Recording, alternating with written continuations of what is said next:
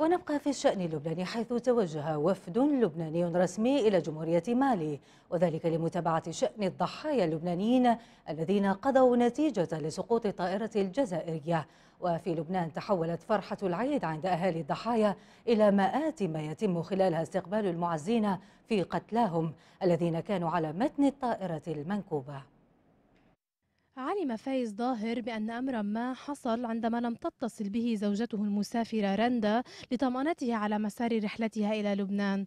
اتصل الأب بالسلطات في مطار واغادوغو عاصمة بوركينا فاسو، فأبلغوه عن فقدانهم الاتصال بالطائرة الجزائرية بعد 50 دقيقة على إقلاعها. اتصل بعائلته في لبنان لإبلاغهم، العائلة التي كانت تستعد لاصطحاب رندا وعلي وصلاح وشيماء من مطار بيروت الدولي. أكملت مسارها إلى المطار، لكنها عادت أدراجها إلى صريف جنوبي لبنان فارغة اليدين.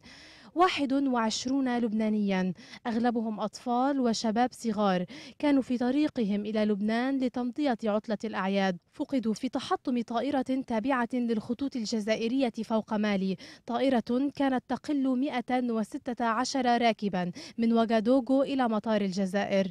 الأنباء وصلت إلى لبنان والجنوب تحديدا بالتدريج: حاريص، صريفة، الزريرية وعين طورة، قرى جنوبية اعتادت فقدان أبنائها في جحيم الهجرة، قدمت قرابين جددا هؤلاء الذين اضطروا إلى تركها لتحسين ظروف عيشهم.